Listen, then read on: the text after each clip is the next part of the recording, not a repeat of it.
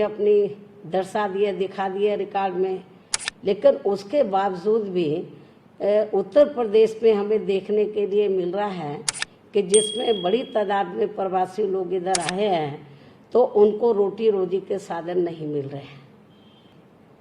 बहुत ही दयनीय हालत है और हालात इतनी ज़्यादा खराब हैं इन लोगों के, जो बड़ी बड़ी डिग्री लेकर जो प्रवासी लोग उत्तर प्रदेश में आए, आज वो मनरेगा के तहत, तो मैं कई चैनल में देख रही थी पिछले 2-3 दिनों से कि वो खड्डे खोद रहे हैं।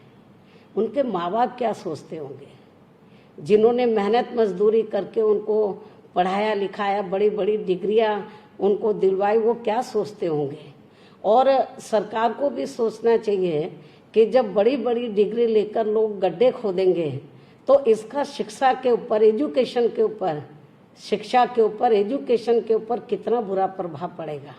लोग सोचेंगे कि पढ़ाने का क्या फ़ायदा, जब इनको गड्ढे ही खोदने हैं तो फिर इनको पढ़ाने का क्या फ़ायदा है। तो ये भी सरकार को, केंद्र और राज्यों की सरकारों को जरूर सोचना चाहिए। इसलिए हमारी पार्टी ये बात कह रही है, क्योंकि इनकी हालत अभी तक भी हमें काफ़ी ज़्यादा दयनीय नज़र आ रही है प्रवासियों की। इसके साथ ही केंद्र व राज्य सरकारों से भी हमारी पार्टी का ये कहना है कि केंद्र व राज्य सरकारों के जिन भी कारणों से आए दिन छोटे बड़े उद्योग धंधे बंद हो रहे हैं, जिसके उत्तर प्रदेश सहित अन्य और राज्यों में भी अनेकों उदाहरण हमारे सामने हैं। उत्तर प्रदेश में कई उद्योग धंधे बंद हो गए, गाजियाबाद में बंद हुआ, अभी तो कन्नौज की में भी बंद हो रहे हैं बड़े पैमाने पर, जिसपे बड़ी तादाद में लोगों को रोटी रोजी मिलती है। तो पूरे उत्तर प्रदेश में धीरे धीरे जो छोटे छोटे उद्योग चल रहे थे, तो कोरोना की वजह से, लॉकडाउन की वजह से उनके वो मुसीबत में आ गए, वो तंगी में आ गए। तो अब सरकार ने प्लान तो बहुत बनाया कि हम इतना पैसा इन लोगों को देंगे ताकि इनके उद्योग धंधे बंद ना हो, लेकिन सरकार ने यदि दिया होता तो एक एक करके उद्योग धंधे उत्तर प्रदेश में और अन्य राज्यों में भी क्यों बंद होते जा रहे हैं। तो सरकार को उन कारणों को ये देखना चाहिए। तो ये, और इसके उत्तर प्रदेश ही अन्य राज्यों में भी हमें ये सब स्थिति देखने के लिए मिल रही है। तो उन कारणों को जो पहले से एस्टेब्लिश है, जो छोटे बड़े उद्योग धंधे पहले से लगे हैं, चल रहे हैं, जिसमें करोड़ों लोग की रोटी रोजी बंधी हुई है, करोड़ों लोग वहाँ पे काम कर रहे हैं, उनको रोटी रोजी के साधन मिल रहे हैं, लेकिन वो बंद हो रहे हैं एक एक करके। तो उन कारणों को, किन कारणों से बंद हो रहे हैं, तो उन कारणों को केंद्र व राज्य सरकारों को काफ़ी गंभीरता से लेना चाहिए और उन्हें दूर करना चाहिए। उनकी जो भी परेशानियां हैं, उद्योग धंधे जो लोग चला रहे हैं, उनको गंभीरता से लेना चाहिए और उनकी जो उनकी दिक्कतें हैं, परेशानियां हैं, उसको दूर करना चाहिए, ताकि वहाँ कार्यरत लोग बेरोजगार ना हो जाएं। जो करोड़ों की तादाद में लोग उधर काम कर रहे हैं, वो बेरोजगार ना हो जाएं। इसके साथ ही सरकारें नए कारोबार को शुरू कराने के बारे में भी काफ़ी इसका प्रचार प्रसार कर रही हैं कि अब हम नए कारोबार शुरू करेंगे।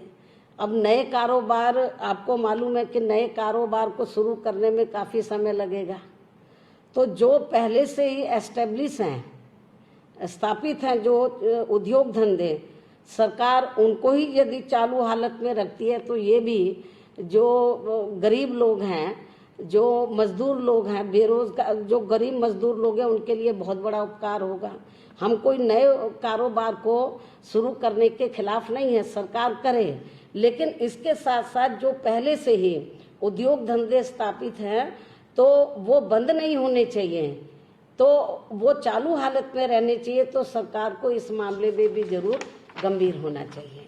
इसके अलावा पंजाब सहित जो भी राज्य सरकारें अब प्रवासियों को वापस बुलाने की बात कर रही हैं, तो उन्हें पहले ये सोच लेना चाहिए था कि जब वो उनके राज्यों में भूखे प्यासे मर रहे थे, तो तब इन सरकारों ने उनका पूरा ध्यान क्यों नहीं रखा था। और यदि रखा होता तो फिर ये लोग अपने अपने राज्यों में वापस क्यों आते? ये तो मजबूरी में आए। जब वहाँ की सरकारों ने इनके खाने की व्यवस्था नहीं की, ठहरने की व्यवस्था नहीं की, जहाँ ये लोग काम कर रहे थे उनके मालिकों ने कहा कि भाई हमारे पास पैसा नहीं, हम आपको वेतन नहीं दे सकते, मजदूरी नहीं दे सकते हैं, तो आप हमारी ओर से फिर आप जा सकते हैं। तो उस समय सरकारों की जिम्मेवारी बनती थी कि यदि उनके पास नहीं था, मालिकों के पास पैसा, जहाँ भी छोटे मोटे कारोबार चल रहे थे, तो सरकार की जिम्मेवारी बनती थी या तो सरकार उनको पैसा देती या उनको उधार दे देती। उनको कहती कि चलो हम दे रहे, जब आप नॉर्मल स्थिति हो जाए वापस कर देना। तो ये लोग वापस क्यों आते? अब जब ये वापस आ गए हैं और अब उनको लग रहा है कि अब इनके बिना काम चलेगा नहीं, तो अब उनको कहते हैं कि हम वापस बुला रहे हैं, वापस बुलाना चाह रहे हैं। इनको समझ क्या रखा है गरीब और मजदूरों को, बेरोजगारों को? इनके साथ ये खिलवाड़ नहीं करना चाहिए, मजाक नहीं करना चाहिए। ये भी इंसान है, गरीब जरूर है लेकिन इंसान है। ऐसे में अब सभी राज्य सरकारों की भी ये जिम्मेवारी बनती है कि वे उन्हें, अब जहाँ जहाँ ये लोग चले गए अपने मूल राज्यों में, तो वे उन्हें अपने अपने राज्यों में ही रोटी रोजी के साधन देने की व्यवस्था करें, तो ये ज़्यादा बेहतर होगा। इनको इधर उधर जाना नहीं पड़ेगा, ताकि इन्हें अपनी रोटी रोजी के लिए कभी भी अपना मूल राज्य छोड़ने के लिए मजबूर ना होना पड़े। और अंत में हमारी पार्टी का यही कहना है, केंद्र व सभी राज्य सरकारों को भी अब इनकी जिंदगी के साथ कोई खिलवाड़ नहीं करना चाहिए, वरना फिर ये लोग मजबूरी में अपनी रोटी रोजी के लिए सड़कों पर भी उतर सकते हैं। कहीं ऐसी स्थिति ना हो जाए। सरकार को मैं सचेत कर रही हूँ, चाहे केंद्र सरकार है या राज्य सरकारें हैं, उनको जरूर सचेत रहना चाहिए। एक सीमा, उसकी एक सीमा होती है, लिमिट होती है कि यदि आप लोग इनके साथ खिलवाड़ करते रहेंगे, केवल आश्वासन देते रहेंगे, नई नई नीतियां बनाते रहेंगे, उनको जमीन पर अमल में नहीं लाएंगे, अमली जामा नहीं बनाएंगे, केवल इनके साथ खिलवाड़ करते रहेंगे और उनको देंगे कुछ नहीं, तो फिर ये लोग करेंगे क्या? सड़कों पर उतरेंगे।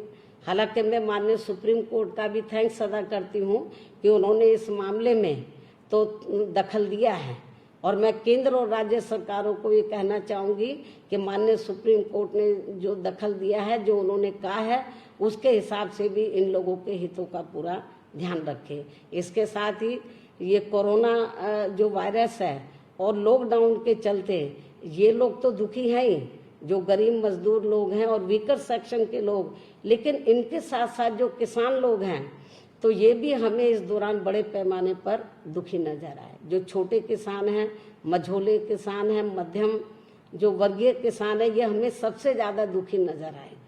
तो इनकी फसल खेतों में ही बर्बाद हो गई, नष्ट हो गई, ये बाजार तक लेके नहीं जा सके। तो ऐसी स्थिति में तो केंद्र और राज्य सरकारों की जिम्मेवारी बनती है कि इनकी पूरी मदद करें। किसान तो वैसे इससे तो परेशान थे ही, अब वो कुदरत ने भी उनको परेशान कर दिया। आए दिन कभी बरसात हो रही है, ओले पड़ रहे हैं, तूफान आ रहा है, इनकी फसल बर्बाद हो रही है। अब तो टिड्डियाँ भी आ गई हैं, तो वो भी, उसको भी ये बेचारे भगाते रहते हैं। कई थाली बजा रहे हैं, कई वो धुआं कर रहे हैं कि ये भाग जाएं।